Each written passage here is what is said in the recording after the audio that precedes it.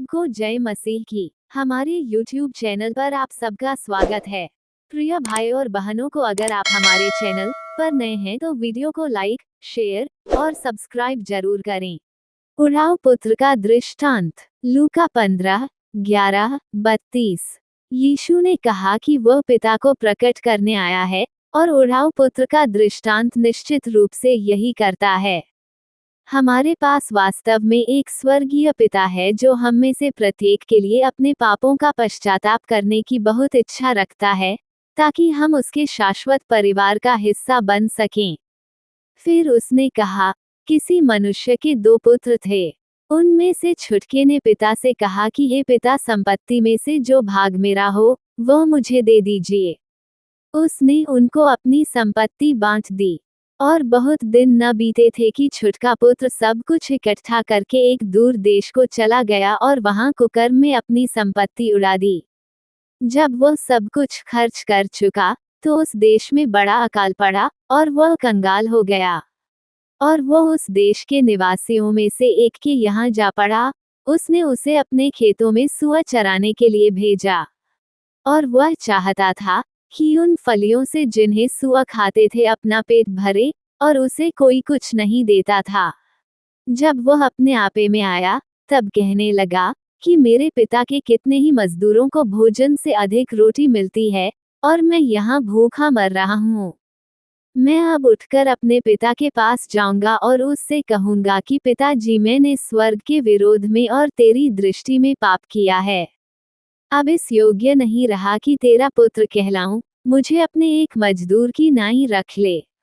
तब वह उठकर अपने पिता के पास चला। वह अभी दूर ही था कि उसके पिता ने उसे देखकर तरस खाया और दौड़कर उसे गले लगाया और बहुत चूमा। पुत्र ने उससे कहा, पिताजी, मैंने स्वर्ग के विरोध में और तेरी दृष्टि में पाप किया है, और अब इस योग्य नहीं रहा कि तेरा पुत्र कहलाऊं।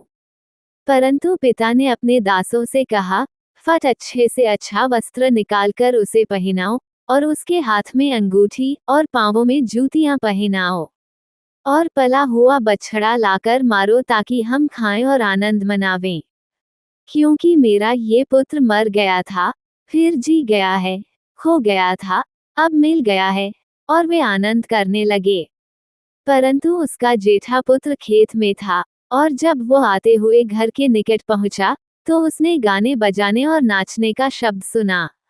और उसने एक दास को बुलाकर पूछा, यह क्या हो रहा है? उसने उससे कहा, तेरा भाई आया है, और तेरे पिता ने पला हुआ बछड़ा कटवाया है, इसलिए कि उसे भला चंगा पाया है। ये सुनकर वह क्रोध से भर गया और भीतर जाना न चाहा, परंतु उसका पिता बाहर आकर उसे मनाने लगा। उसने पिता को उत्तर दिया कि देख, मैं इतने वर्ष से तेरी सेवा कर रहा हूँ, और कभी भी तेरी आज्ञा नहीं टाली, तो भी तूने मुझे कभी एक बकरी का बच्चा भी न दिया कि मैं अपने मित्रों के साथ आनंद करता। परंतु जब तेरा ये पुत्र, जिसने तेरी संपत्ति वेश्याओं में उड़ा दी है, आया, तो उसके लिए तूने पला हुआ बछड़ा कटवाया। उसने उससे कहा, पुत्र, तू सर्वदा मेरे साथ है, और जो कुछ मेरा है वह सब तेरा ही है। परंतु अब आनंद करना और मगन होना चाहिए, क्योंकि यह तेरा भाई मर गया था, फिर जी गया है, खो गया था, अब मिल गया है। उराव परिभाषा। उराव का अर्थ है फिजूल खर्ची करना। इस कहानी में आदमी का बेटा अपनी विरासत को लापरवाही और फिजूल खर्ची में खर्च कर देता है।